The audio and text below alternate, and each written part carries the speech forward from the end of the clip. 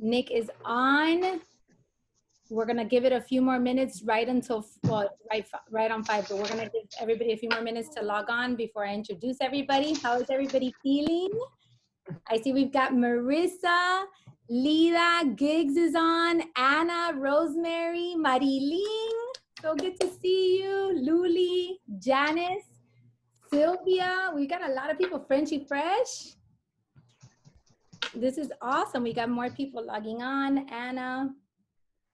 Good to see you, ladies. I was thinking, oh my God. So I set this at this time because Nicole has not seen 9 p.m. in probably the last 15 years. So she has no idea. Hashtag truth. She has no idea what 9 p.m. even sounds like. It's almost like talking on different time zones. So I said, what time are you available? And she said, well, anytime after 4:30, the earlier the better. And then I said, well, 5 sounds good. So I wanted to make it according to her schedule to be convenient for her. And then someone said to me, you made this at 5 o'clock when everybody's getting out of work? Like, what were you thinking? But I wanted to make it available for Nicole. So what can I tell you? She goes to sleep early. That's the... I do want to say in my defense that if anybody wants to talk at 5 a.m., I am at my best. So right now, I'm like this. Yes. At 5 a.m., I am like this. Yes. And I can attest to that. After having been friends with her for the last more than 20 years, we have some of our best conversations pre 6:30 a.m. So anyway, okay, I'm going to say hello to everyone and then we'll start admitting people in, but just so we can get started to honor your time so that we're here exactly for an hour. It is great to see you all. This is my dear friend, Meet with Nick, and I am super excited to share this session with you. As you guys know, we are doing our core challenge. Not everyone that's going to be on this call is going to be from core because we've made the special decision to open it up to the public and let you all join in so that as many of you can get value from it as possible. Just because this is such a hot topic, I thought it would be nice to invite everybody, but it's specifically relevant to our members because this week we are all working with organization. And if you follow my core formula, I preach that the 4 essential skills that we need in any area of our life to be able to accomplish our goals and to reach success are communication, organization, resilience, and emotional intelligence. And as I've developed that formula, I think it's important to bring in experts that know more even than I do. So I am all big picture. I'm very mindset oriented. I'm very, I know how to teach this stuff, but sometimes we need to get experts to teach us the practicality of some of these things. And organization is one of those things that, because I'm such a creative and I'm a unicorn and my brain is like always with so many ideas, my brain often my life reflects what my brain does, which is just that it's messy. We're messy by nature. And I think many of us in this call are probably feeling that way. So I thought it would be wonderful to share with you my organization guru, the person that has taught me how to think like an organized person and how to behave like an organized person, which is saying a lot because this is a skill that I've really had to learn. This is not something that has come easily to me. So I will share with you a little story. 5 years ago, when my father passed away, Nicole has been my friend for 20 something years. We've always been very, very close. And 5 years ago, she was there for me when my dad died. I mean, she was front and center. She was here to help. She was ready to do anything that I needed from her. And one day, it was like a Saturday, she calls me and she's like, how are you? Like, is there anything you need? And I was in shambles, like in just a hot mess, crying. I just wasn't in a good place. And she's like, what do you need? Like, do you need me to bring you food? Do you need, and I'm like, no, this has nothing to do with my father. It's just that my kid's playroom is such a freaking disaster. And I was so devastated. I was like falling apart. And she said, I'm coming over. And she called it a fire drill because it's exactly what it was. She came over and she saw the fire drill that was my home at that moment. And really, it was like I had lost control of my kids' playroom and I had lost control of. So then everything started spiraling from there, and my whole life felt disorganized. She spent an entire day working with me and getting my playroom organized.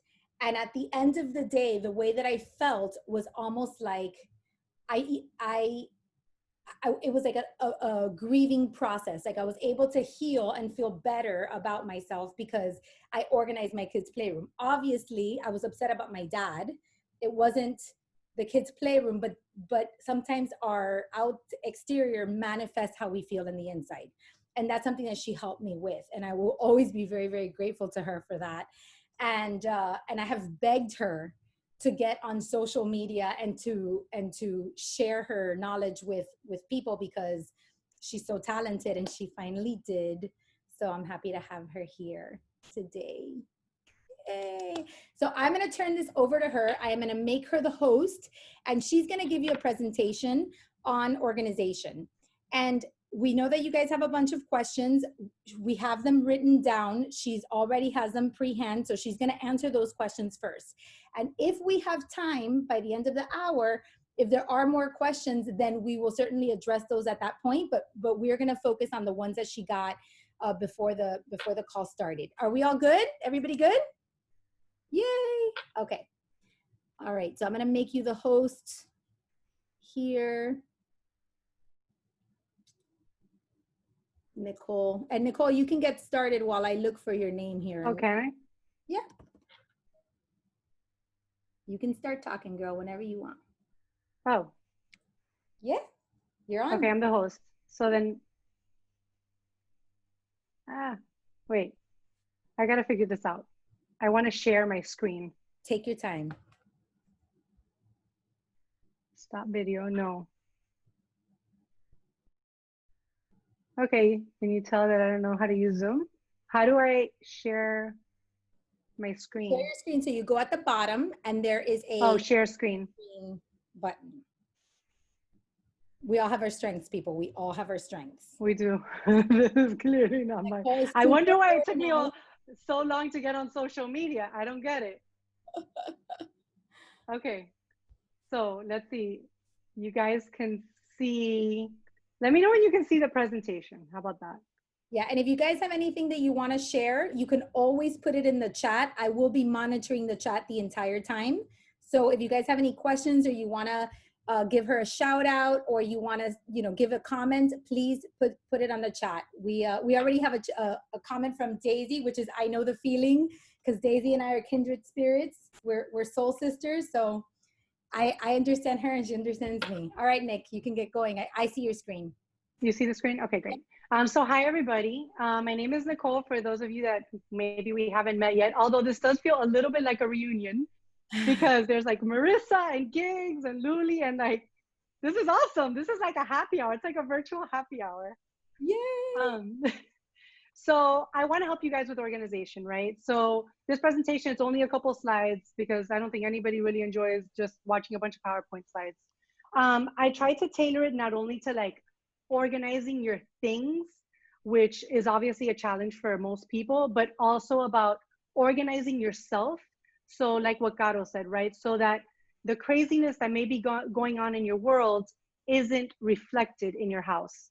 There's going to be high and low points, but if you have the right systems in place and you're able to kind of anticipate some of the roadblocks that are coming, I feel like maybe your house won't be as affected, and therefore the whole spiral of, life is crazy, my house is crazy, now I'm going crazy, and it just spirals like it's a snowball effect, like one after the other.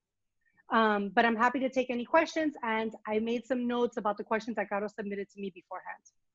So we'll get started, and please feel free to just jump in if you have any questions. Okay, so making changes. Usually by the time that I get to somebody's house or they've reached out to me, they've gotten to a point where it's like, it's already too much. They're overwhelmed, guilty, maybe they had a loss in their family, like their life is crumbling. And unfortunately, that's usually when people reach out. But in a perfect world, in an ideal world, you wouldn't be in that place by the time that you reach out to a professional organizer, right? Because you want to avoid that from happening. But the truth of the matter is that is when people reach out. So you have to be very like empathetic and I guess just understanding of what it is really that is going on in their exterior world that is now being, like Gato said, manifested inside their house. So I think the first step to making any kind of change, number one, is saying, okay, I don't want my house to look like this. I don't enjoy being stressed out all the time. I live in a constant stress. It's the running around. It's then my house is crazy. There's people coming over. I have to pick up. I have all these things I have to do, and you just get overwhelmed with this like dark cloud that sits on top of you. So I always tell people the first step in organizing is self-reflection and awareness.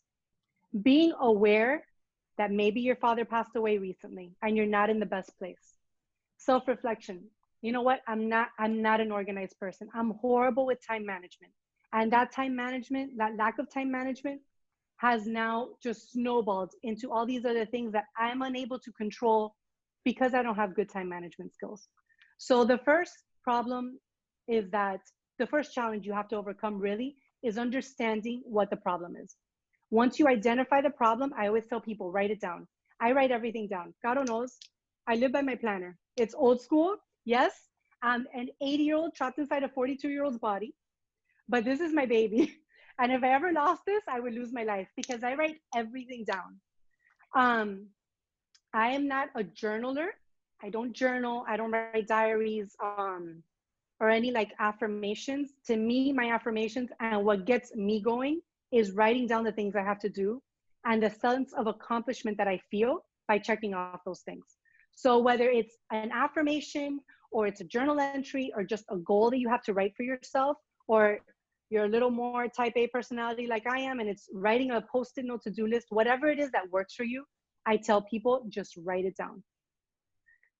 So number two, what brought you to this point? Again, self-reflection. How did you get here? Your playroom didn't just one day show up and be a huge mess, right? Your closet didn't start this way. How long has this been going on? And you need to go back.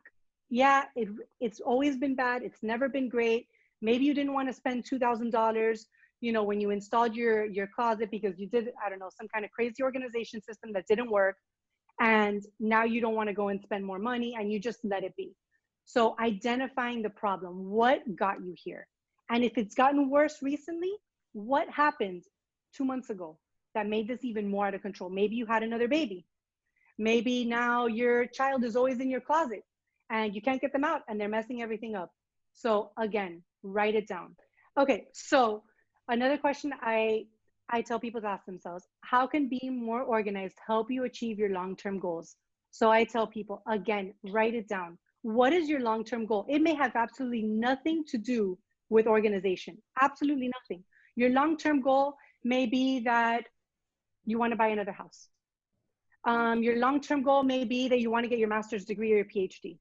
So whatever your goal is, I promise you that being more organized is going to help you take the steps in a more,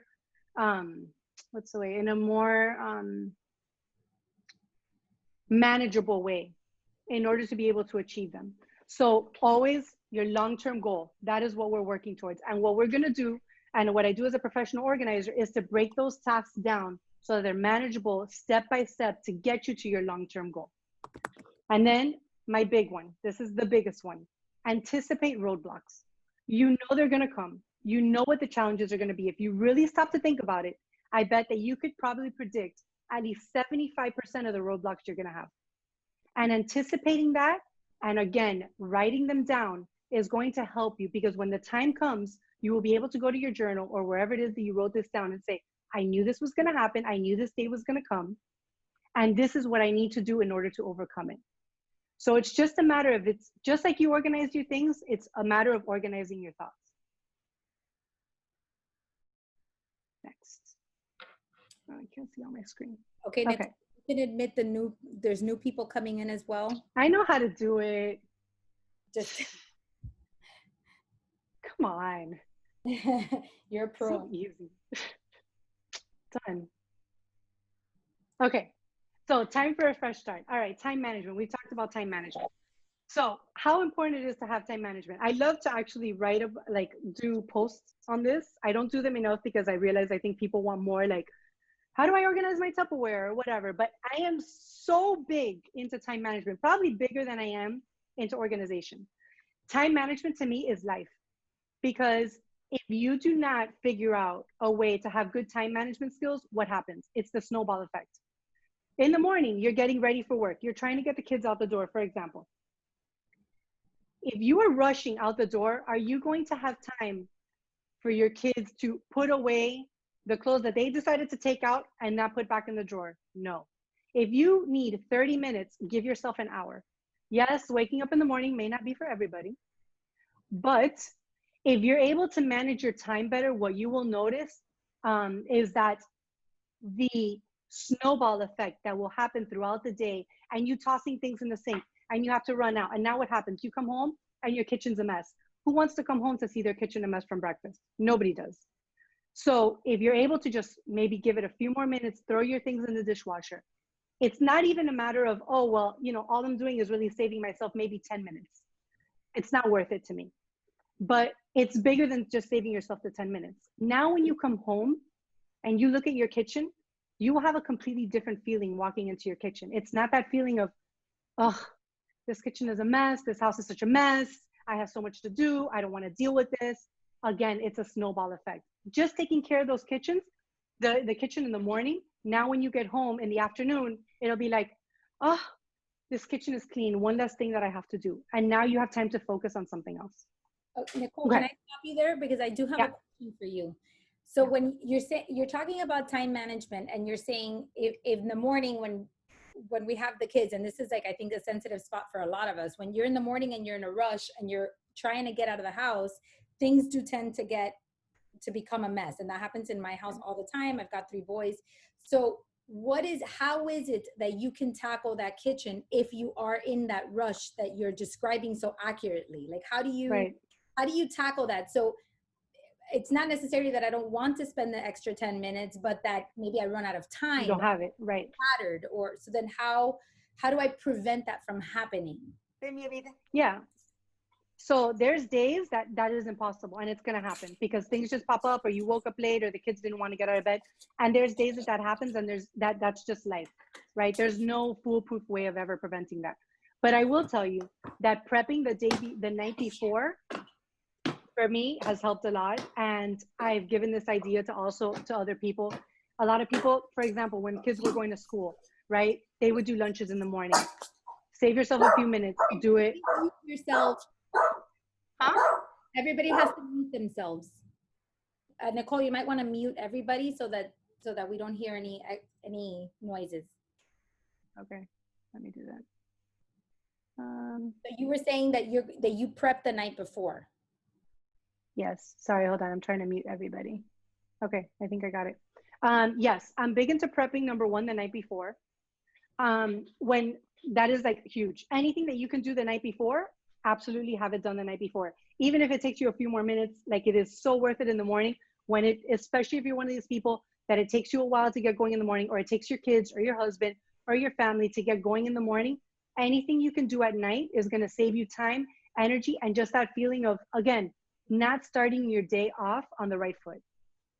And the other thing is with time management is until you get really good at it, and practice makes perfect, and you're going to fail 100 times, and that's okay because that's how you learn.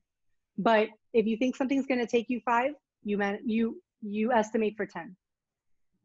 And you just tackle one thing at a time, right? Like tonight, you can't just say, okay, I'm going to prep absolutely everything, you know, for tonight so that tomorrow I don't have to do anything. I say start off slow. If you eat lunches in the morning, just tonight, you know what, do the lunches tonight instead of in the morning, little by little. And I feel like also as you realize, oh, hey, this is helpful, this is really good, it'll motivate you to continue to do it, and you'll be able to tackle on more things. If you just go and try to do 30 things tonight, number one, you're going to be exhausted. Number two, you're going to be overwhelmed tonight, and that's not the point. So hopefully that answered your question. Okay, next. Another question that we have from the audience is, how long do you spend prepping the night before for the next day, approximately? I mean, I think every family is different, right? Like, And by the way, Nicole, I when you say prep, what do you mean by prep? Like, how do I prep to be more organized in the kitchen in the morning? okay. So, well, again, when kids were going to camp, maybe your kids are going to camp. I don't know, camp, going to school. Definitely, the lunches for the entire family would be done the night before. If they're not in uniforms, which obviously I think every kid at this point is out, just make sure that the uniforms are clean. So we don't have to like do a 10-minute wash in the morning. Maybe even if they're laid out. If there's like a particular bowl that your daughter wants to use, have her maybe pick it out the night before, because who knows, maybe she takes 10 minutes in the morning to pick out her bowl, as many girls do. Coffee pot ready. One trick that I love to tell people, I love to eat eggs. And believe it or not, I'm crazy enough that I bought an egg organizer. I bought two of them, We know. right? Because one egg organizer is never enough. So if you're big into eating eggs and having hard boiled eggs, on Sunday, I hard boil my eggs for the whole week. And I have one hard boiled and I have one raw. So if there's any food prep that you can do on Sunday, like some people that like to eat salads, you can do them in the mason jars. So you can literally just grab it out of the refrigerator. Everybody's morning routine is different. Like you could have the coffee like ready to go, not obviously made, but ready to go for the next morning. Um, and every single night without fail, I have my baby, and I look at my baby and I talk to her and I see what it is that I have to do the next day. Okay. And if there's anything that I have to accomplish in the morning, right? Because I know what I'm gonna have to do the next day, but especially in the morning. Okay. So when you talk about your baby, I have some therapists that I would love to I recommend know. I don't have a problem. in the future. You only need therapy when you have a problem. A quick note on the Franklin Covey, because I do think that this needs to be brought up. You see, I want you all to know that Nicole and I have been friends forever. Nicole has always been much more organized than me, but do not be fooled. Shocker. Who introduced you to the Franklin Covey, Nicole? This is her claim to fame. Have your 5 minutes of fame, boo. Do you? Who introduced you to the Franklin Covey, Nicole? Yes, I don't remember, it man. was It was a long me. time ago. It was me in college when I got into the Franklin Covey time management system, and I took her to the Franklin Covey store and introduced her to the planner. And we that has bonded us ever since. We've always shared the love of Franklin Covey. So this time management thing that she's talking to you about, I know she's very, very, very organized, but don't forget who led her to the water. Just You saying. are taking you're taking away my spotlight and I don't appreciate it. All right, keep going. Okay. Every item has a home. So as an organizer, I find a home for everything. Everything has a home. And I promise that your floor is not one of them. Major pet peeve of mine is things on the floor. It's a disease. Like it's really bad. So everything in your house has a home. Everything. Everything. So if you have questions about where the home is, right? Every house is different, right? Right? Like some people have their batteries in the kitchen. Some people have it in the linen closet. Some people have it in the garage. Bad idea unless it's air conditioned. Some people have it in their bedrooms. Whatever. But it has to have a home. Every item has a home, and it's not on your kitchen counter either. Okay, this is a big one. Commit to one system. There are so many organization systems out there. Like a lot of people that I talk to are just have, by the time I walk into their house, you can tell that they've been to Home Goods 50 times and Target another 50 and the Container Store. And when I get there, they're like, and I bought this. I'm like, no. So there's a lot of systems out there. And yes, as a professional organizer, like I can figure out based on your habits, on your lifestyle, what system it is that would probably work for you. But listen, if you don't have a professional organizer in your house and you don't want to hire me, which that's on you, then I just say commit to a system. Pick one system. If you are going to get Tupperware, commit to whatever, the Rubbermaid ones, anything that stacks. If you go to Home Goods, don't go buying other Tupperware at Home Goods just because it's on sale and it's super cute. Get a system that you know is versatile, that will work for you, and commit to that system. You will drown in opportunity. There's so many bins out there. There's so many cute like things for organization. And when you bring them home and you try to incorporate it, it's just, it ends up looking like more of a mess than it started. So I just tell people, find one system that you like and go with it. And you know what? It may not be the right system, but then it's trial and error. You go and maybe you'll commit to another system in a few more years. But again, as a professional organizer, hopefully my job, not hopefully, but my job is to make sure that you don't have to go through the trial and error. But like I said, you get one system and you commit to it. What? So when you say system, you mean like a brand of No, a bin? it could be a brand, it could be bins. See, because like you may go to Home Goods today, right? And you're like, oh, look at these really cute, I don't know, blue fabric cubes that I found. They're so cute. They're perfect. You get home and you're like, they don't really work, or they're too big, or they're too small, or they taper, or they fit some of the stuff, but now you have all this other space that you need. And guess what? Home Goods doesn't have any more of those. So now you go back to Home Goods and you buy a completely different bin system. And before you know it, you have like a hodgepodge of things inside of your closet or inside of your bookshelf or whatever that just looks messy. Okay. And also just honestly so that you don't drown, because if you go to the Container Store, there's like 30,000 things that you can pick from, right? There's like 30 different bins and they look like they all do the same thing. So my thing is just pick one system and even one look, just to have uniformity and color, so it actually looks nicer, and stick to that system. Okay, so Nicole, is there a system that you recommend? Like, is there a blog that you have where you give people tips on systems that they can use? Is there, like, how would I know if I go to the Container Store? How do I know? You said some things like some may taper or some may be too wide, or like if I have no idea how to do this, how do I get to when I get there? How do I know which one to pick? And then if I pick one, then I have to stick to it. Then how do I know I'm going to like that particular system?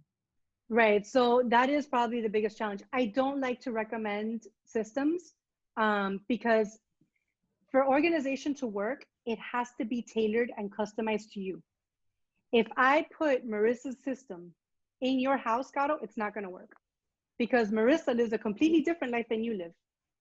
So I can't say, oh, I think that the M Design bins are the best ones. Everybody go out and buy those, because they work for Marissa, Caro, but I promise that they're not going to work for you, because either it's not really like in line with the habits that you have every day in your lifestyle. Number two, it may not fit literally in the space that you have. Maybe you need something stackable and those are not. But for Marissa, she hates things that are stackable, right? Or you don't like, because then you have to unstack things to get it. Some people like drawers. So for organization to work, it has to be customized to you. Otherwise, you're just buying stuff and you're like praying to the gods, well, that this is going to work because it's cute or it fits, or you think it's going to work.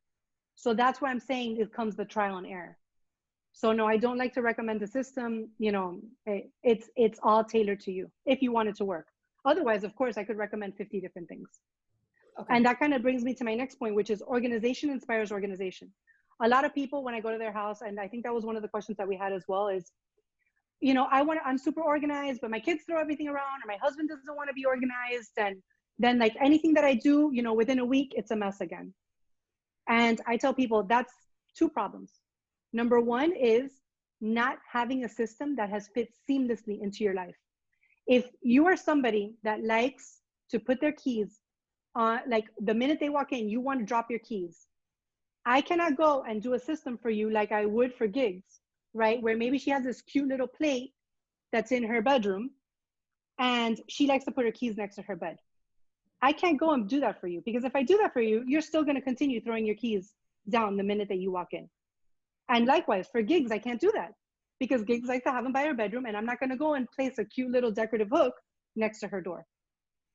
So again, for the system to work, it has to be customized to you. And organization inspires organization. Once your house is organized, right, and you have this system that's in place and it's beautiful and it works and it's seamless because it has incorporated into your life, it will inspire everybody around you to also keep up the system. Number one, it's easy for them, or easier. And number two, it has fit seamlessly into your life. So one of the questions I had specifically was about drawers. Like little kids come into the drawers and you fold the clothes nicely, and then the little kids come in and they take everything however, and little kids That's like right. my 42-year-old husband would Right. do the same thing, and then you can't keep up with that system. So do you have a Yeah. suggestion for that? Yeah. Well, again, right? They see this like finished product. Kids, not so much, right? But we're like with respect to husbands, then we'll get to kids, right? Because hopefully the husbands are a little older than the kids, but you never know because that could go both ways. Um, so hopefully, right? They see like their drawer. It's a completely like different system. It's easy for them, right? We're not going to change them, right? They're still going to take out a shirt that they're not going to wear and they're going to throw it on the bed. There's, I mean, old habits die hard, right? We're not going to change your husband from doing that. So what I tell people instead is with this system, it would be just more manageable. And this is one of the points that I have here on the screen, which is checking in periodically. There is no organization, people. There's no organization system at all, ever. And whoever tells you that there is lying to you. That they will fix your house and they will do this beautiful organization system and that'll be the end of it. Oh, maybe in a year, 6 months, you can do a maintenance plan. I'm telling you right now, that's not going to work. If I have to come to your house, if you're calling me in 6 months, you are in a dark place. So the point is that you have to check in periodically. I can't put in a system and then everybody go, all right, it's in, done. No. I usually it's the wives that call me. I mean, I've had a few husbands, but usually it's the wives. What I tell the wives that call me is you got to check in periodically. You can't do these drawers for your kids or for your husband or the pantry or whatever. And then you know that your kids are messy or you know that they like to take stuff out and kids are kids and your husband's probably one of them too. You can't just say, oh, but we have the system in place and you're not using it. No, it requires maintenance on your part. And I tell people, you got to check in periodically, especially with your kids. If your playroom is organized, they're going to see it. And I've seen this for myself firsthand. They're like, oh my God, it's so pretty, right? They're inspired. Again, organization inspires organization. They're inspired to keep it. But every day until they get more organized and you're teaching them this, before they go to bed, they got to clean up their playroom. They got to put their stuff away so that tomorrow when they wake up, it looks pretty again. If they walk into that playroom tomorrow and that playroom is upside down, do you think that they're going to be inspired to keep it up? Absolutely not. So you got to check in periodically. Maybe you can't do it daily. Maybe you can only do it once a week, whatever it is. Just understand that the longer period that goes, right, the more damage that can be done. So one of the things that you taught me, Nicole, and I wanted to bring this up was when we were dealing with my kids' drawers, which is something that you helped me with as well. You taught me that because my kids were younger at the time, and the goal was to get them to, fold the clothes or put the shirts where they go.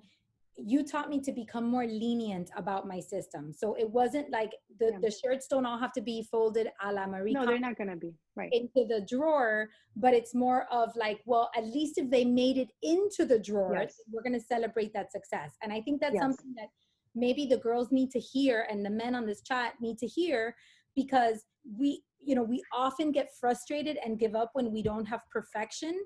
And what we need to realize is it's an evolving process. So if right now the goal is just to get your child to put the t-shirt inside the drawer, then even if the child is not folding it to your standards, or if the drawer doesn't look organized, it's still better than throwing it on the floor or tossing it on Yeah. the bed. Yeah.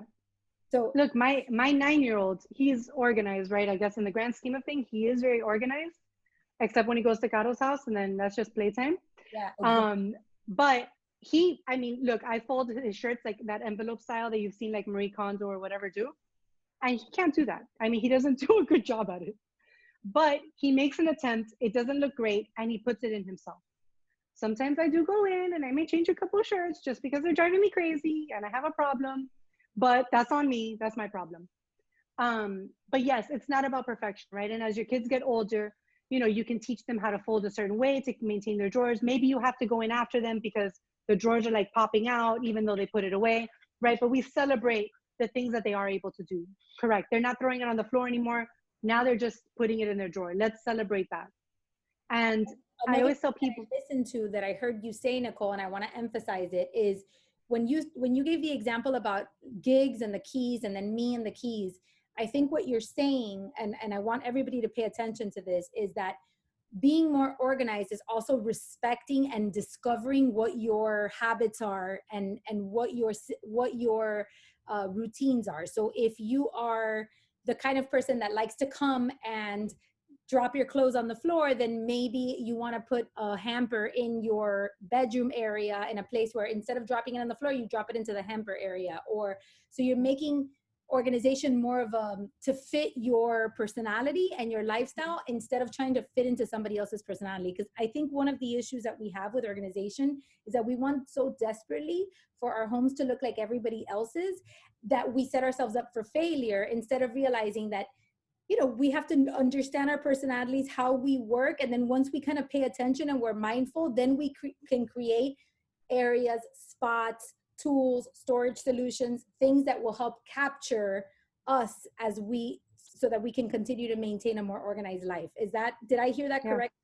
Yeah, absolutely. Okay. That's why, I mean, the thing, like for the example of home goods, right? You go to home goods and you buy what's pretty and what you think will work, but that may not necessarily be what you need. And the whole point is for you to find something that is pretty, but it's also something that you need that will fit into your lifestyle. Yeah, absolutely. So that's the checking in periodically, which is so important. And I know that nannies sometimes or housekeepers come in and then they put like the wrong sock in the wrong drawer, and some of them are not teachable. And I've spoken to nannies and I've tried to give them tips and, you know, and talk to them, and I work with them too as well, and you know, I teach them about like different types of folding so that they can do that in your drawers. Sometimes it's been very successful, sometimes it's been more of a challenge. I do it all the time. I'm with my clients. I even do it periodically with the nannies, because every now and then they'll call me and be like, can you please talk to my nanny again, my housekeeper? And I do that, and I'm happy to do it for my clients. I do it all the time. But this goes back to, again, checking in periodically. If you know that that's your nanny and that's the way she is, and you're not willing to let her go, which I don't think that you should over folding, but you also have to take the good and the bad. You know that this is something that maybe she can improve on a little bit, maybe it could be improved a lot. But if you know that there's limits to her, like there's limits to all of us with certain things, then it's up to you to check in periodically. There's no system that you can put in that's going to do the work for you. And then another big one, oh, do it now, which is basically like, don't procrastinate. If you throw your clothes on the floor, instead of throwing it on the floor, just throw it in the hamper. Do it now. Don't do it later, again, to avoid that whole snowball effect. Overcommitting is setting yourself up for failure. So this goes back also to my example about like prepping in the morning. Tonight, don't go and try to do 30 things to get ready for tomorrow, because you're overcommitting to yourself. You're going to get overwhelmed. You're setting yourself up for failure. And you're just going to say, you know what, forget about it. I can't handle this. And you're going to be right back where you started. It's all about doing things in gradual increments, little by little, tasks that you can manage. Even if it's the simplest task, the smallest accomplishment will then inspire you till tomorrow. Like, well, that was really easy. You know, tomorrow I think I can do this as well. You know, another example, don't go into your master closet or your garage and say, you know what, this weekend I'm going to organize my entire master closet. And I promise you that if you can, you definitely don't need me. And number two, when you take everything out of that master closet and you realize how much you have and the stuff that you didn't even know you had, if you think you're overwhelmed now, wait till you see all that on the floor or in your living room as you're trying to organize it. So again, like, you don't want to overcommit yourself to doing like these big things that are just going to get you in a worse place than where you are.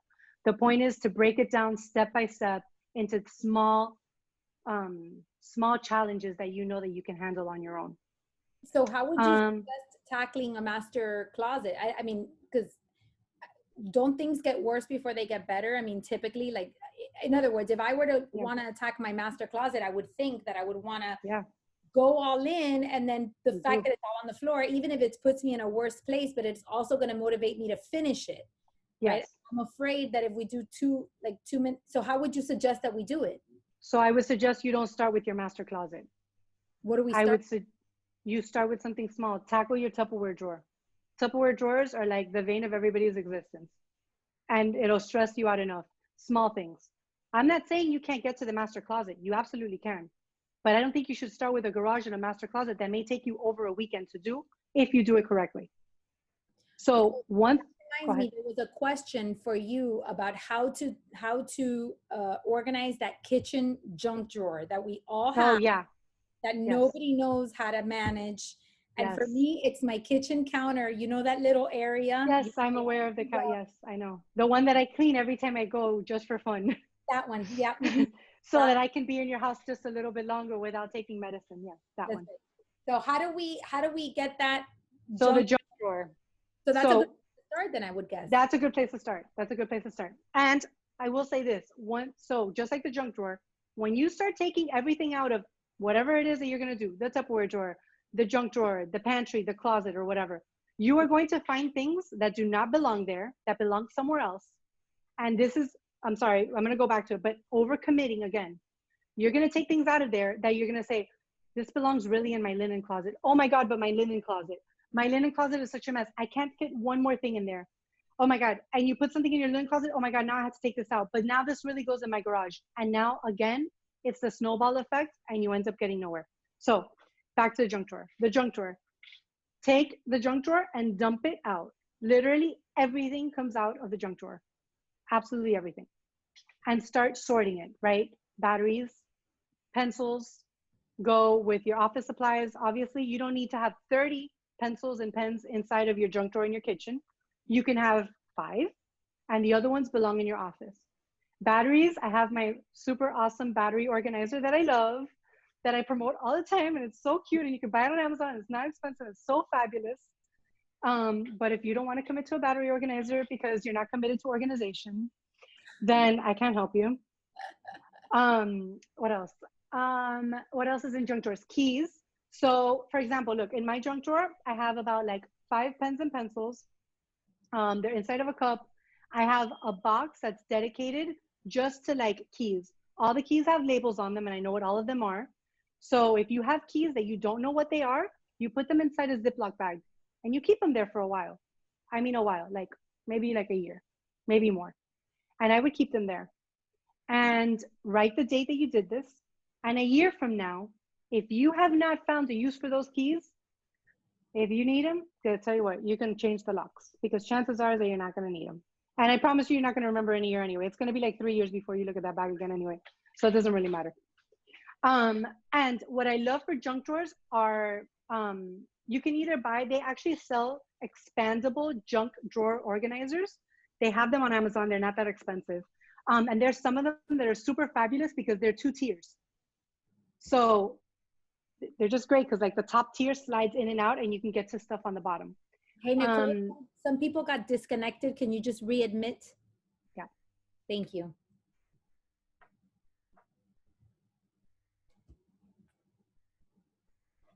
Okay. Okay. So junk drawer organizer. That's what why did I do that? Hold on. Okay. That's what I love for junk drawer organizers. Dump it out and then get yourself a junk drawer organizer. If you don't want to spend money on a junk drawer organizer, I mean, I don't know how much they are. They may be like 20 bucks or something. If you don't want to spend money on that and you want to save some money, you know what I love is like little boxes, like boxes that your watches came in, boxes from like the grocery store, like the really, really sturdy ones. And you just play with them like a puzzle inside of your junk drawer. You can also get like again, but these are a little bit more expensive, the clear ones that they sell at the Container Store by M Design or I Design. And you can again mix and match them. The junk drawer organizer will commit you to certain slots. And if those slots don't work for you, then you can just buy the individual pieces and they're clear, which I totally recommend either clear or white so that you can see what's at the bottom of them. Because when you start going with dark colors, you can't see it like when they get dirty and they get kind of grimy, and the clear and the white are so much better. Okay, wait, the junk drawer.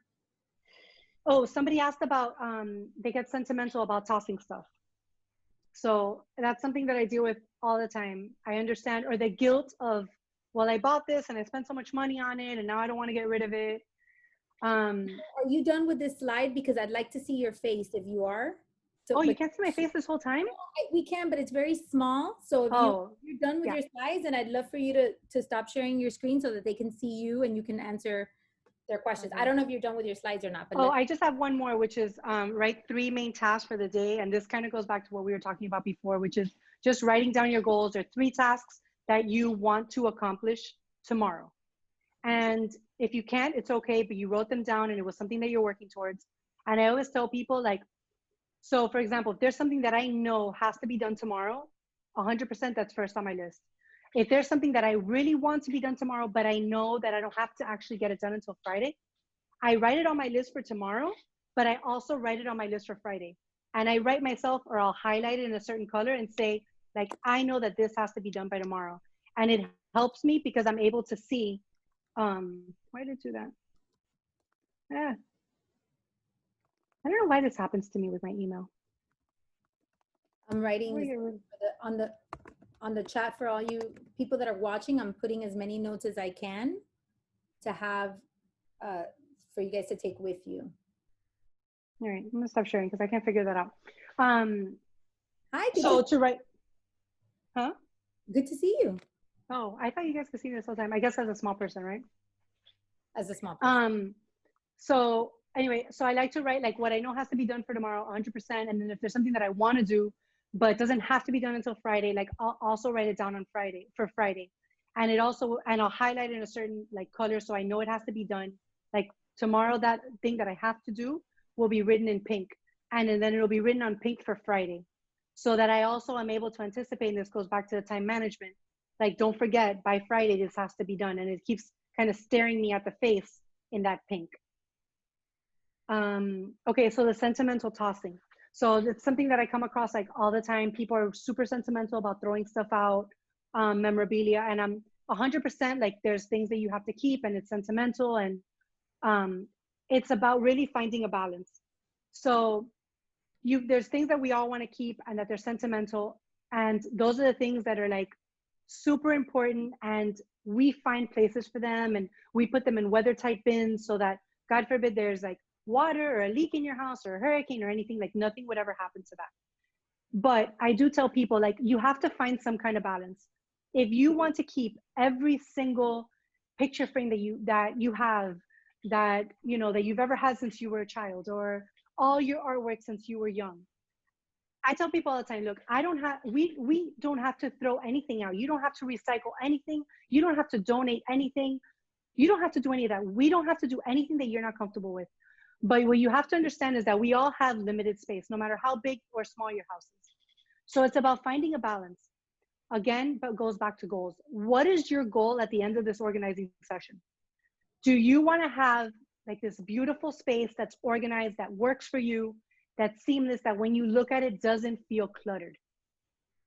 Or do you rather keep all these sentimental items or all these things that you do not want to toss, and we can organize them well, but it will not look and give you that same feeling of, oh my God, yes, this is exactly what I wanted.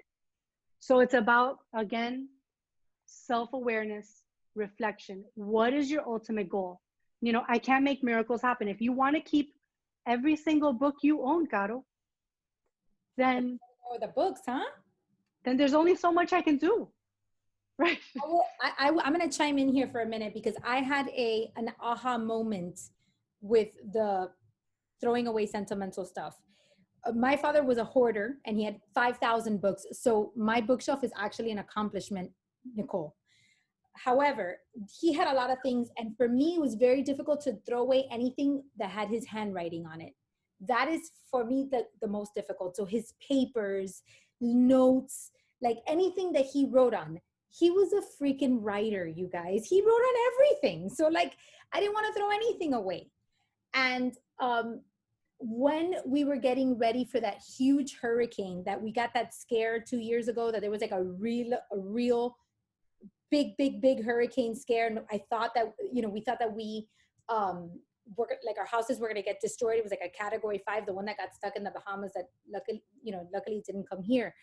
But I remember one night in the middle of the night, my husband got up and said, I'm going to go put gas in the car and we're leaving town, right? Because he started like panicking that we didn't have the accommodations to withstand this hurricane. He said, get the most important valuables and we got to get out of here. So I went and I started figuring out like, what was I going to take? And I took like a few items of clothes for my kids. I packed a few bags. And then I was like looking and I was like, what can I take? Like, I couldn't think of what to take with me. And the only thing that I came up with was like my wedding album. And I wanted to take my hard drive, which has all my pictures of my kids or whatever. And my postcards from my dad, like the box of postcards that I had. And the realization that I had in that moment was, if a hurricane were to take all of my possessions, if my house would be destroyed, what would I be willing to part with? And the answer was 99% of the things that were in my house. Unfortunately, we feel attachments to things, but they're not real attachments. So after that experience, I went into my garage, which had been full of boxes, and Nicole can attest to this, full of boxes of my dad's files and his work and all this, everything with his handwriting. And I finally had the courage to throw it all away. And I realized I was never going to go back and look at it. I understood that I had to part with that. And I understood that my father did not live in those boxes. And I just had to deal with it. But what led me to that was thinking that I was going to lose everything in a hurricane, and realizing that at the end of the day, it wouldn't matter. So my suggestion to you guys is, and I know some of you are collectors, so this is a little bit different because you have a lot of things that are very valuable and then they cause clutter. That, like Nicole said, these are very personal decisions. But one thing that I'd love for you to think about is, if my house were to burn down today in a fire, or my house were to be destroyed by a hurricane, what are the things that I could not live without? And if the things that are causing clutter or disruption to your life are not in that category, then maybe you need to rethink those things. Go ahead, Nicole. Yeah. To that point, it's all about like, what is your long-term goal, right? That's a personal decision, and I can't tell you what to throw out and what not to. You know, we can find a place for everything. It's just, if after we're done organizing it, or you're done organizing and it still looks cluttered and it doesn't look the way that you expected it to look, then are you going to be happy with that? Is that going to help you in this journey that you have to being more organized and feeling better at home, feeling better in the office, feeling better in your space? And right, organization is just, it's a step in the journey. It's not what, you know, none of us are trying to just attain organization. There's a bigger picture out there that we're trying, a bigger journey, a bigger place that we're trying to get to. And organization is just going to help us get there. But if you don't have that feeling of peace and of like, just like your house should be like a place of peace and of just relaxation. And if that doesn't come to you after you spent, you know, all this time organizing or all this money on organization systems or whatever, then have you really accomplished what you needed to accomplish in your journey to get to whatever your ultimate goal is? And that's a question only you can answer. So one of the other questions that we had was, and I think there's two questions that are similar, so I want you to combine them, is what is the best type of filing system for receipts, insurance policies, and other documents and rental properties? And I think you can combine that with the answer to, if you are if you're a chronic clutterer, how do you keep your desk free of papers? I feel like that those two questions can be answered simultaneously. Yeah. So I'm also super pet peeve, things on the floor and things on my desk and tabletops. If you come to my kitchen, there's like nothing on my countertops. And every day when I start work, there is nothing on my counter. Like there's nothing on my desk. Obviously like my pen or my notebook, but that is about it.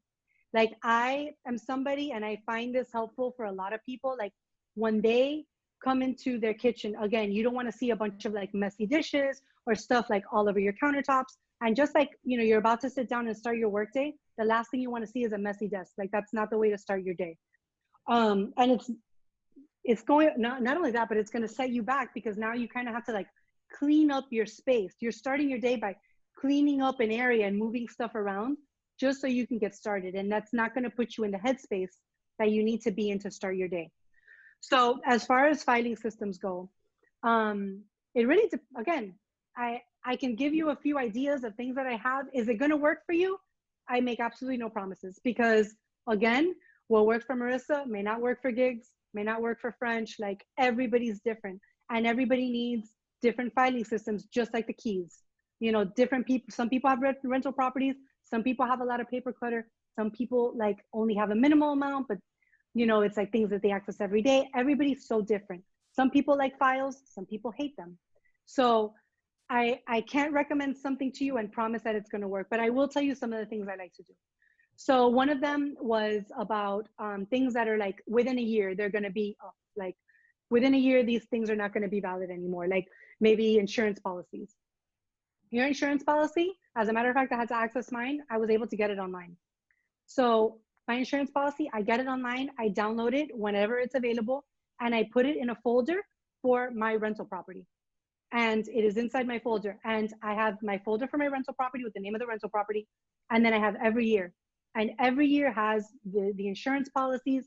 I scan whatever receipts it is that are in accordance like with that year for that rental property. And I feel like keeping digital folders, as long, which, you know, we could talk about this for hours, but if you're able to keep a more organized system using folders within your computer is a lot easier, number one, to access, because a lot of times you need to email those documents. So instead of going and scanning them or making copies or whatever, they're on your computer and you can just go ahead and send them in an email or a text message right away. Receipts. So the only receipts that you should be keeping are things that you can still return. And those can be kept in something as simple as one of those like mini accordion like receipt folders, or even a Ziploc bag. And the reason why I tell people keep it small is because just like anything else, it can get out of hand quick.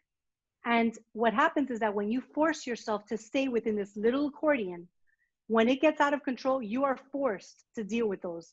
You don't want to put them all like in a milk crate or whatever, in a huge Publix bag, because it's going to be too overwhelming and you're going to have to spend the whole day looking through them. But if you're able to keep them in a condensed space, when you run out of that space, you will be forced to have to address them. Hopefully you will have done it beforehand, right? And it won't get to that point, but life is life and that happens. So at least they're condensed in one space. And as far as the other receipts go, the only other receipts that you really need to keep are things that you have warranties on. And that should be kept in some kind of like filing system. Now, what filing system is best? I mean, everybody's different. Some people don't want any kind of files on their desk. So you can do like the hanging file folders, and there's some that are very pretty. And you can do, there's maybe 3 or 4 of them you can have. And again, they would be sorted by purpose. You can do color coding systems within your files. Some people like mobile filing cabinets work really well because they need to move around their house, or, you know, they need to move from one side of their office to the other and they need to access files. So that works really well. Nicole, Yeah. where do you put your planner, your books, your magazine, and your magazines and your mail? Okay, so my mail, when I get my mail, I literally go through it like at that moment. If I can't, right? Like literally the moment that I pick it up. But let's say I can't because I'm busy. I put that on my kitchen counter. And I'll tell you why I put it only on my kitchen counter. Because my pet peeve is to have things on my counters. Or I put it on my desk, rarely if I know I have to address it. But I'll put it somewhere that it annoys me on purpose, because then it will not pile up. Because every time I walk into my kitchen or my desk in the morning when I go to work, it's looking at me and it bothers me and it forces me to address it there. So the goal is, I mean, this sounds crazy, but if you know that something is going to get out of control, like your mail, like your receipts, put it somewhere that annoys you. And it sounds funny, but it's true, because it annoys me on my kitchen counter. If I put it, I don't know, in my bedroom, it won't bother me. It won't bother me. I won't even look at it, because I go to sleep at 8 o'clock. I literally go in my room, I turn off the lights, and I go to sleep like a bird. So for me, putting it in my bedroom, it could be there for years and I probably wouldn't know. So I purposely don't put it there. Put it somewhere that annoys you. Okay, mail, magazines. I love magazine holders. I love them. And I like, believe it or not, I'm big into doing things that are clear, because you can always see what you have, and it forces you to address things. But I actually, for magazine holders, I like things that are opaque, whether they have to be sturdy, obviously, but the really hard-shelled ones, whether they're white or they're color or they're linen or whatever, cardboard, it doesn't matter. But I like them because, number one, when you go to pull them out, all the other magazines that are soft don't fall on top of each other. And number two, because they give a very clean finish to a bookshelf or any kind of shelving that you have. How many Magazines, magazines do you have in your house, Nicole? how many what? Magazines do you have in your house? Not many. I'm not a magazine person because I Well, don't really I think the reason I'm asking that is because magazines is one of those things that I feel like it's very easy. You could put it into like a beautiful little container or whatever, but on then your you bookshelf. have a magazine that's a year old and you haven't looked at it and you don't need it. Like, why is it there?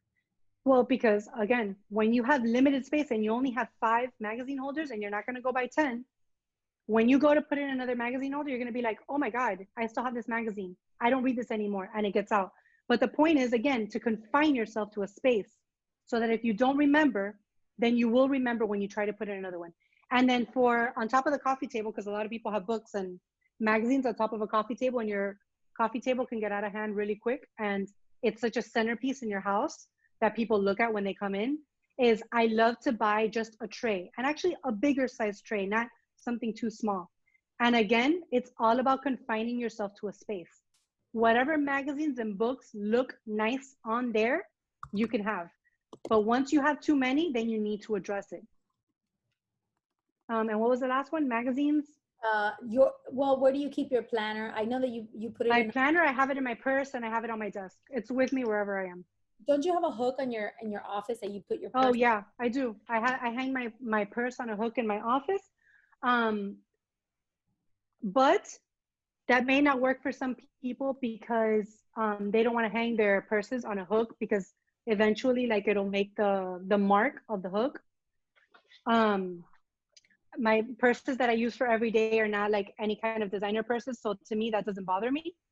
But otherwise, like I my nicer purses, I would put, when you come into my house, the first thing that there is on the right is like a bookshelf, but you can't put anything on there. And then I have my dining room table, and believe it or not, I put it in a chair, and I close the chair like in my dining room table, so you can't really see it, but I know it's there.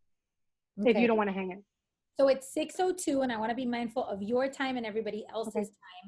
I hope you girls have, and men, because I know we have some men on here. I hope you have all found this super useful and informative. Nicole, how do they get a hold of you if they want to reach out to you, if they want to, hire you for their own space? Like, how do they find you? Yeah, I guess my slide, that was my last slide. Well, then share your screen and show it to them. So that they can get your information. Now, like, oh, here it is. Okay, I'm going to share my screen, I think. Let's see. Oh man, this sharing screen thing. In the meantime, I want to say thank you, Nicole, for coming and talking to us. Like, you've given us a lot of practical and a lot of solutions. And I think that the takeaways are that we have to stick to an organizational system that works for us and for our families. We have to focus on progress. We have to stick to small projects at a time. And we have to look for solutions that work for our home, and not overcommit ourselves, and actually be proactive instead of reactive, which is really everything that I stand for in terms of mindset and with the core challenge. So I think it's very in line with the people that are doing the core challenge with us right now. You guys know that I am a huge believer of being proactive instead of reactive. And this is what we're working on. This is the mindset that we're sharing, and the tools that we're developing, so that we can have this in all areas of our lives. So our home is just another portion of the things that we have. So thank you so much, Nicole. No, thank you for having me. I hope it was helpful. And if you guys have any questions, just reach out. I'm happy to answer them. And you can follow her on social media, on Instagram and on Facebook. You can go to her website, meetwithnick.com. And if you need any more access to her than the one you already have, you can always reach out to me, because I know where the key to her house is. Literally.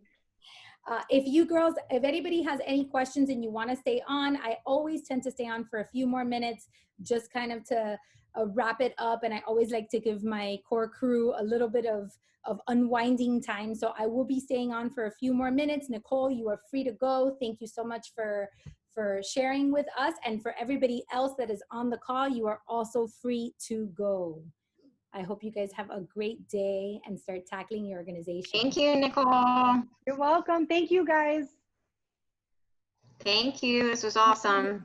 I hope it was helpful. The screen. You have to switch. I'm sorry. You have to make me the host again. Kidding me. Killing me.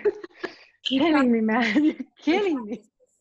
This is like Nicole's reaction to me right now. It's like frustration is how I feel when she attacks my books. That's how I feel.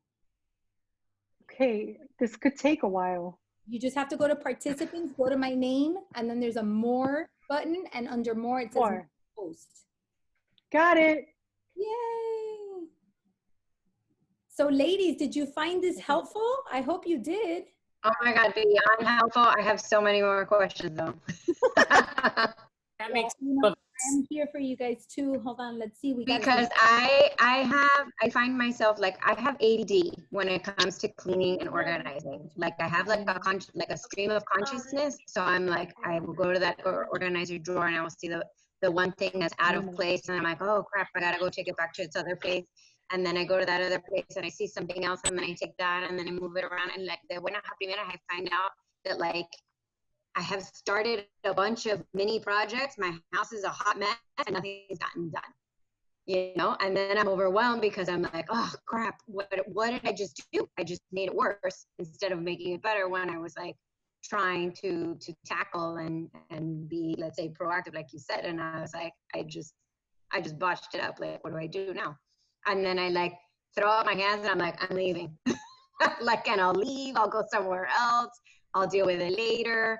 Or I get interrupted by my kids or something else happens. And then I come and then like when I stop and I look back and I'm like, this place is even worse. I don't want to cry.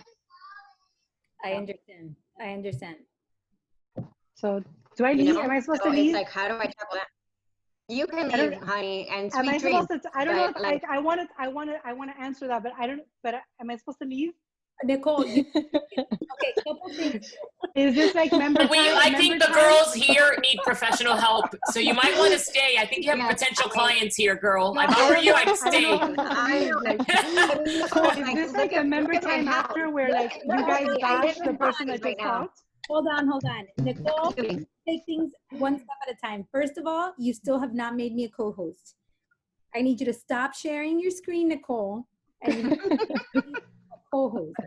And then if you can follow that task, I will allow you to answer Luli's question. Okay, can you hear me? Am I the only one that's like that, by the way? Like, am I just like by myself here in the universe? No, of course you're not the only No, one. Luli, I'm right next to you. No. I'm right next to you. Can you see my crown right here?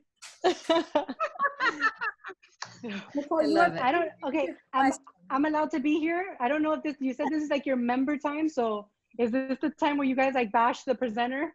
And I'm supposed to. No, we love you. Don't worry, we could talk crap about you on our WhatsApp chat. We don't need to do it here. I'm not a part of that, so you can do it there. That's fine. That's no big deal. So feel free to answer her question. If you want to say, Nicole, I wanted to be respectful of your time because I know that it's almost. My bedtime is approaching, so I'm not going to be here much longer. Don't worry. So yeah, like going back to the overwhelming feeling. Exactly. That's why I tell people like home goods. I love home goods, man, but it is the enemy. Not only do you spend more money than you wanted to spend and buy candles that you don't need, judging, I'm one of those people, but you end up with like these super like different organization systems and then they just don't work. And it's just that feeling of overwhelming that now you have like all this stuff, for lack of a better word, in your house that either you have to return or you take the tags off and you don't know if you should use or you shouldn't. So it's like, just avoid, like avoid. And else that I think, Nicole, and you correct me if I'm wrong, but I think one of the problems is that we try to find solutions before we get to the root of the problem. And something you taught me, like Nicole, can I share the story about the books? Because it's really an appropriate story, but I know sometimes I don't know what the story is, but I'm sure it's not going to paint me in a much better light. So go ahead. Nicole was like, she came over one day and I needed to reorganize my home office. And I told her that I needed to reorganize. I'm going to just go ahead and say it. I'm going to go ahead and say it. I'm going to just say Let's soften the story a little bit before we tell it. And I said, I need to organize my home office. And she came over and she looked at the home office, and my home office is a sore spot in the home because we have a lot in a little space and I do have a lot of books. So she came in and she said, okay, this is your homework. This is what you have to do. And she wouldn't do this if this was like. Yes, thank you. Exactly. Thank you. Because she's much kinder to her friends. But in my case, it actually was really helpful because one of the things that she said was, I need you to eliminate at least X amount of books, or I need you to limit. She's like, until you get to that point, then I cannot help you because there's no more space in this area. Like there's nothing we can do. So she was like, when you do that, then you can come back and I will come back and I will fix the space. So the reason I'm sharing that story is because that has forced me to attack a lot of the issues before having to like buy the solutions now. And she's made me do this and we've gone through it together. Like we've gone through, okay, how much of what we have do we need? Like what's in the laundry room? How many toys do we have? How many Legos exactly do we have? How many Pokemon cards? How many books? How many pencils? I have an extremely incredible amount of pencils. And so we have all these things. And the fact that we were able to like go around the house and grabbing everything and sorting them and putting them, even if it's just in a Ziploc bag, before we ever get to home goods, before we ever get to a storage solution, I found has been one of the magic, one of the secret sauces that Nicole has, because she sees what your needs are and then she finds solutions instead of like trying to fit your entire life into a little box that isn't a good solution. Can I ask Nicole a question? Hi, Mark. Hi. Hi, Mark. Okay, there's some testosterone up in here. Yeah. Mark is one of my favorite criminal defense attorneys, but he is also the author of an incredible book, which is Finding Your Happiness or Your Money Back. Or wait, It's Be Happy by Choice, Happiness Guaranteed, or Your Misery Back. But this is not about me. Thank you. And I hope that's one of the books you kept in the background there. I don't know. Here's why I wanted to chime in. First of all, thank you, Caro, for doing this. I didn't know that was your nickname. Nicole, thank you. I learned a lot. It was wonderful. But you touched on one subject matter, and I wanted to go a little deeper into it. The systems, I've learned, are only as good as the people using them. So I've got my precious offspring who tell me to get the hell out of their rooms, right? They're now 14, 16, and now the 18-year-old's going to college. But what words flow from your lips, and I open this up to all the parents too, to empower your precious offspring to give a crap about this organizational stuff? What does it matter is their question. And mine is, I don't know, but I'm going to ask Nicole. So now's your chance to tell me what I should tell them. So your kids are a little bit older, yes. Right? And Nicole can't answer this question because she purposely stopped having children at 1. So yeah, it was good. I was all set after the first one. Issues. She's like, you know what? This one is way too difficult. I'm cutting it off. I'm not going any further than this. Well, I like having dogs. Anyone, what do any of you say? Mark, I have kids those same ages. I have 13, 15, and 16, so I'm right about there. Yes. I have to tell you, in their Episcopalian school, yes. they taught them like the time planner thing, and they're all boys, so they did it on and off. But what I've noticed, and more in this quarantine time, I loved when they had virtual learning because they had a schedule, right? Right now it's summer and it's chaos, right? Right. So as a parent, what I've learned, and by the way, mom is in training too, because I am Nicole's favorite client that she hasn't met yet, because I'm the creative type. So what I have learned doing with the kids, and what I'm trying to, one is you model it, right? So if you're doing it, they might, I know we could laugh a little bit about it, but we try. I should start making my own bed. All right, go on. Well, make your bed. That's how we start. And that's a great book if you haven't read it, or for everyone here, it's a great one. But the other is, to be honest, I sat down, I'm like, I didn't put the word organization. I said habits, good habits. If you don't have good habits right now, when you go to college, guess what? It's going to be a mess. Your roommate's going to kick you out. Like this floor, stuff on the floor, it needs to change. And they're still at a point where I'm no more Fortnite. You're not going to play Fortnite tonight. You didn't do your bed. You're not playing tonight. Are you kidding, Mom? I'm like, no, we'll try tomorrow and we'll be better. So threats of no Fortnite. No, it's award. No threats. Rewards. And your roommate, who has a wicked marijuana habit, is going to have a problem with your stuff. I got you. Let me write that down. I do want to give you some insight, because I have seen this happen a lot, Mark, and I think this happens with ownership of things. teenagers get to a point where I don't feel like they really have ownership of the home that they're in. No matter how much, you try to empower them or whatever, it really is your home. And one thing that I learned, I was not a very, I wasn't good about picking up my room when I was in high school or anything like that. But when I got to college and I had my own apartment and I lived by myself, that became my space and I owned it. I had ownership of it. And that changed the way that I handled it. And I lived with Francis. So Francis can attest that I would clean my house, and my house, always maintained it very organized and very clean. And I was very big on keeping my spaces clean because they were mine. So I think one of the things about your kids is when it comes to like the common elements of the house, they have their rules, and they have to put their plate away, they have to put it in the dishwasher, they have to pick up in the kitchen, because like Daisy said, they have to establish those habits. They need to learn how to be a considerate human beings, and know how to help around the house and all these other things. But I also think that when it comes to their bedroom, and that's their space that they have ownership of, it's kind of like on them. And as long as they close that door and you don't see, so as long as there's mess isn't spilling out into the living room and into the common elements, I think that they deserve to treat their own space the way they want to treat it at a certain age. Okay, so we will leave the 3-day-old Chipotle rotting away by her bedside. When they're in bed and then there's a rat gnawing on their nose, they might think that Chipotle is a good thing to throw out. Because all right, thank you, everyone. I appreciate the answers. Enough. So Mark, let me answer your question a little bit. Yeah. Right? Again, like there's no like magic solution that is just gonna like inspire them now to like be these super organized people.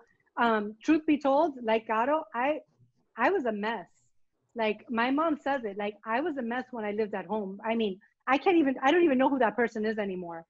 But just like Caro, like when I went to college, I saw the light and I had my own space. And all of a sudden I went from being messy to like OCD about everything.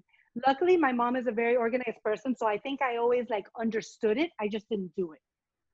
But it also, but we're living today, right? And they're there now and they're not in college yet. And, we only hope that maybe that will happen when they go to college. But in the meantime, two things. One is accountability, right? Whether it's a reward system or threatening with homicide, whatever it is that in your house, the way that you handle it. But I like to use the word accountability. Checking in periodically is also like something that's on you, quite frankly, because they're not going to do it. They're not going to take on that responsibility. And also putting in, again, organization systems that fit into their lifestyle, right? Because we are not going to change who you are. We're not going to change who they are. And if you try to implement storage solutions, organization systems that don't fit into their lifestyle, it's not going to work because it's going to be an inconvenience to them. It's an inconvenience enough that they now have to be accountable and they have to pick up after themselves and they have to keep things more organized. But now to ask them to go the extra mile and walk their keys all the way to the bedroom when they leave it at the front door, now you're just setting yourself up for failure. I got you. Thank you. And by the way, my favorite organizational quotation is, clutter is nothing more than postponed decisions. Do it now. That was one of my slides. Do it now. Oh, yeah. That is one of my favorite quotes as well. You're just procrastinating decisions when you have a mess. Thank you both. That was awesome. And make sure you guys buy Mark's book. It's a great book. And I love What's the name again? Be Happy or Your Misery. Well, if you just go to behappybychoice.com, behappybychoice.com, all words. He has a great happy. Okay, well, this is perfect because I'm in like self-help submerged therapy. So this one sounds like very right short, right very thin, should fit into your organizational system. It's very easy. Awesome. Let me see the book before you buy it. Keep within my space. All right, nice seeing you all. Thank you so much. I got to run. Take care. Bye, Mark. Thank you. Nicole's like, Luli, I just told you you're not allowed to buy anything, and now you're gonna buy Mark's book. Stop buying things. I have to see the book before you buy it. It has to fit into my magazine holder.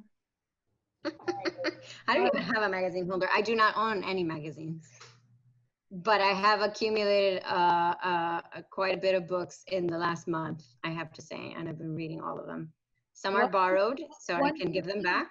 one good thing to do, Luli, is check them out of the library. Or when you're done with them, after you've read them, unless you are absolutely passionate about them, just donate them to the library. I actually just donated. Yeah. I mean, I'm literally like I borrowed I think 3 of them so far. So like I mean, when I'm telling you like I am in the self-help submerge, I am like de cabeza, like deep end of the pool crazy. I have read like 3 books in the last month. And so I'm kind of going through them. One of them was actually, look, Marie Kondo, because I Ah, I need all the help I can get. I have to And be It honest. brings you joy. Her Does and it I bring are you very joy? different. I have to be honest. I love her. yeah, I mean, she's flying around in a jet, and I'm driving a Jeep Grand Cherokee. So who's really winning at life? But Nicole is. Nicole is. That jet is not everything it's when supposed to I'm in be. that I'm jet, sure. I'm yeah. gonna be like, what? Honey girl, you got a family, you got everything, and she's flying solo. So like it all depends on what you um, want out of life. Yeah. So we're very, her I and I get are it. very different people. God bless her and her jet, though. Yeah, I look, but believe it or not, this was a big reason why um I recently broke up with my person, and it was me. I'm the mess. I'm the clutter bug. I'm the disorganization, and he simply just couldn't live with it, and it was too much for him to bear. So like that whole thing that you talked about, like I'm the type of person that will just dump everything in the front door because I am exhausted and I just want to rip off my heels. I want to rip everything off and whatever. And he's the one that has like a pretty little plate in his room and he has everything organized and he's OCD. I grew up like being the 4th child, where I had no space of my own, and everybody else got their designation, and Luis, encuéntrate like la esquina donde puedes meter lo tuyo and good luck, right? So that's how I grew up, and he was, a firstborn child. Everything was kind of catered to him, built to him, and so it's like all these crazy personalities. How do you try to mesh these two very like opposing forces? Like, have you ever had, a clientele that comes to you when somebody is like a mad hoarder, or somebody's very messy, and the other person is really like mad clean, and like how do you get them to kind of mesh together? Yeah. So that happens all the time. I When I can go to imagine. people's house, yeah, it happens all the time. Like usually the wife, like I said, usually it's the wives that reach out to me and they're like, I'm super organized and my husband's a mess. I mean, sometimes it's reversed, but usually it's that way. Like the husbands are just like, my husband's driving me crazy. He says that I'm a mess and I am, and I want to get better. But usually it's the other way around. And what I've noticed is that obviously that's now we're diving into something else, right? This is like a marital thing where they're disconnected on certain level, right? And that's outside that's outside of what I can do, right? But what I try to do is to try to talk to both of them, like, okay, what is it exactly what is it that drives you crazy? I can't go in there and I can't fix everything.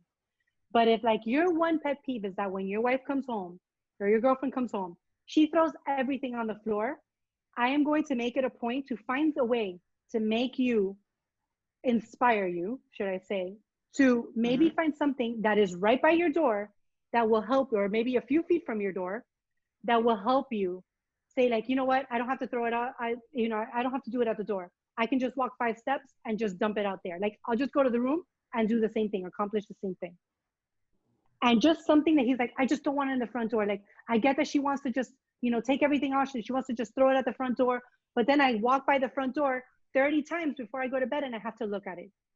So my thing with you is, Luli, look, we can't fix everything, but let's try to find at least a solution for that. Do you think it would work for you if we did A? No, Nicole, maybe, I don't know. Okay, look, we can do A, we can do B, we can do C. Here are 3 different options that I think would work for you. What do you think would work? Oh, I think option C, I think I could handle that. Okay, well, let's assume, okay, so I leave and you do option C. And you're like, in 2 weeks, you're like, you know what, Nicole, it's not working. You already know of 2 other possible alternatives that I've discussed with you, which of course you could always reach out to me and be like, what were the other things that you told me I could do? But in your head, you already know, you know what?